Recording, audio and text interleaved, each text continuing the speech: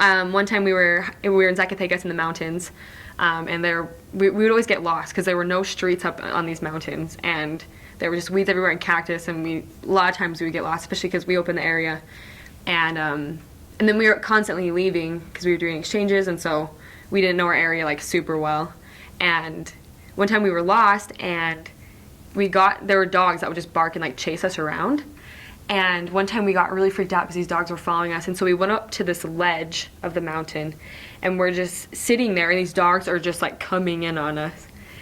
And my companion is panicking. She was from Guatemala, and she was like, I don't like this, like they're gonna come eat us. And I'm freaking out, you know, trying to be tough, like we'll be fine, but I'm like really worried. And so we look over, and she had dropped her scarf on the ground, and the dog had like put it in its mouth. And so we were panicking. We were like, well, what do we do? And so I remember that I had chocolate in my backpack, and they had pretty good chocolate there. And I had one from something we just bought at the store, I don't remember. And I remember like pulling it out and like breaking it apart and like chucking it. And the dog like didn't really care at first. And we were like, well, what do we do? And then I remember like I threw a little bit more, and then the dogs like kind of just got bored of us and like went over to the chocolate, and we just like booked it, and like we never went over there again. We would find a different way because it was like so scary. But with the dogs, they're all over the place. Every area I was in, they had a ton of dogs. I remember we were teaching a family in Jerez, and it was a single mother, and she had I think she had about 4 kids, and one of her daughters had a baby as well.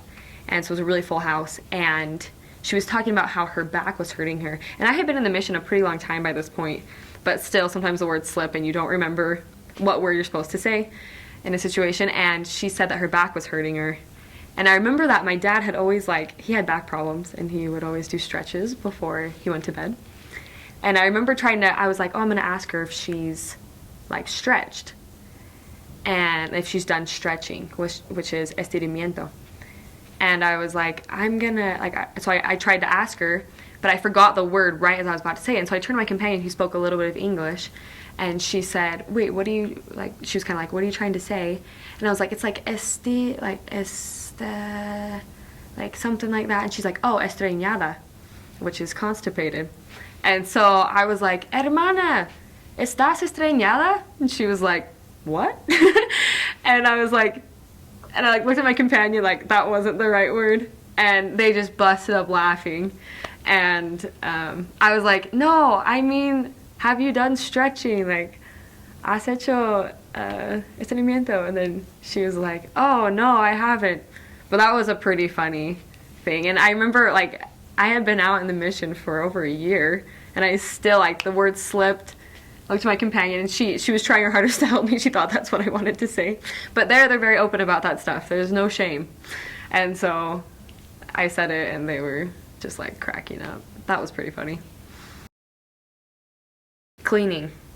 I learned how to mop like crazy because there's just tile everywhere. I learned how to wash clothes really well, which is nice. But I think I learned that you can go anywhere in the world, and A, the gospel is the same, and B, with Heavenly Father, you can live there, and you can learn the language. And I think that's really cool, that you can, after having lived there, I feel like I could go anywhere and be able to like live there and actually function and make friends and all that kind of stuff. And so I learned how to do that and learned how to cook Mexican food, which is always a bonus. And I think a lot of people skills. You learn how to communicate with people. And I mean, I guess that's not just temporal, but yeah, you learn how to use maps, you learn how to use buses, you learn how to walk really fast, and you learn how to use your money wisely, to be on time with meetings and with rent and with paying for electricity and water and all that kind of stuff. So you learn how to manage finances and to live with what you have and not be worried about what you don't have. One time my companion and I, we were in Zacatecas, and there was a Walmart that was like pretty far away, but we could take a bus on P-Day and we could go to the Walmart. And so one P day we planned out, it would take like the whole day basically to like get on the bus, get there, buy, come back. Like it took so long. And so one day we were like, we're gonna go to Walmart.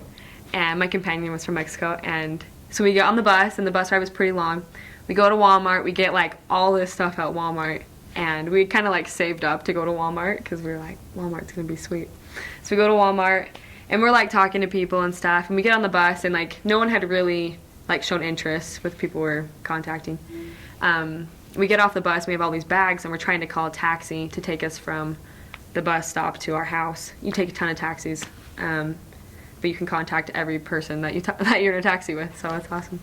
But I remember there was this dog that was running, and there was a guy on his bike behind him, and the dog had this huge tongue that was just like flailing, and he was running so fast, and the guy behind him's just like running, and we see the dog pass us, and we're like, whoa, that was a big dog. And there's this guy on the bike behind him in a beanie and like glasses, and he was going behind him, and then he turned around and like came back to us and was like, hey, like, who are you guys? And super nice guy. And I remember he looked a little rugged when we first met him. You know, just a lot of tattoos and stuff, and he had like this black beanie on with the glasses, all like wearing all black, and just on this bike. And so we told him, and he's like, I want my daughter to be like you guys one day. He had a little girl that was, I think she was about 4, and we were just like, who is this guy? Like, where did he come from? His name was Carlos. And we've been searching that area for, just working with some investigators that just weren't quite ready, and it was getting really frustrating. So we said, well, hey, can we come visit you? And he actually had known a member that had a really cool conversion story, that lived her mom lived right by him in our area. And we were like, well, hey, can we come like stop by? He's like, well, of course. And we were like, oh, perfect. So we set a time, and he found us, honestly, and we went to his house, and I remember we sang a hymn with him, and I remember him saying to us, I've heard this hymn. And we were like, you know, maybe like someone else had sung it to him, we don't know. And he talked about his story, how he had been in the U.S. for a little bit, and he had some problems with, you know, some gangs and stuff like that. And anyways, he found the Christian church and was like super happy about it. And the Jehovah's Witnesses came and visited him in the hospital in LA and stuff too.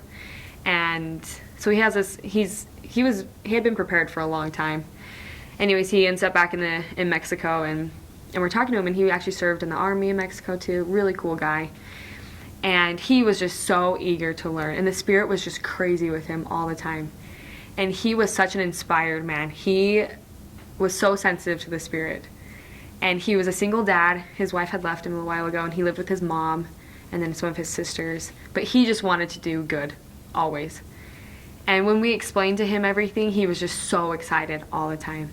And I remember he came to church one week, and he had cut his hair. Well, he had it in a ponytail for a little bit, and he wore like these cowboy boots, like these giant boots, this big buckle, and he brought his daughter, whose name was Carla, so Carlos and Carla, and they would come to church. And but I remember when we told him about Joseph Smith, he kind of paused, and we showed him a picture, and he was like, I've seen that guy before. And we were like, what? Like, where did you see him? You know, no, we didn't say that, but we were like, wait, really? He's like, I dreamt about him. And we were just like, well, because he was trying to figure out if it was true or not. And he'd been praying about it, and he's like, oh, I had a dream about it. And we were like, you did? And he was like, yeah. And so he was just like receiving so many promptings to just to keep learning, and then to eventually get baptized. And he just kept going. I actually got transferred as we were finishing up the lessons, and he had some struggles, obviously, but they just kept talking to him, and the sisters kept teaching him. And I would see him at like general conference, because I was in Jerez, but our stake was Zacatecas, so I would come for like general conference, and I'd see him, and he had cut his hair like shorter, and he was just like changing a ton. And then he saw Meet the Mormons, and he said, I want to be just like them, like all the people on the show. And he was, oh my gosh, he was the best. And so I think with him, and then just learning that, later I would ask the sisters about him all the time, and they would say, like, oh, he's doing well, his family is not too keen on the idea, However, when he did get baptized, they said that he came alone with his daughter to his baptism, and then his mom walked in and sat down. And his mom was a really good lady. She didn't really like the idea of him joining another church, but she came in. And I remember when the sisters told me that, I just felt so happy inside. And I remember just being like, okay, everything's always going to be okay. And he's going to be okay too. And I still talk to him. Like, we'll like talk on Facebook or WhatsApp. And we'll talk all the time. And he's just the kindest guy. And I think that taught me a lot. And I feel like just the fact that I met him was a spiritual experience. And that he taught me way more than we taught him. And I don't know, you just meet people that you just never forget. And you just constantly think about them and you're worried about them and you're like, how are they doing? Or how, I don't know, like what's happened in their lives. And a piece of your heart just kind of like aches in a good way. It's a blessing that the Lord lets us feel those things on the mission.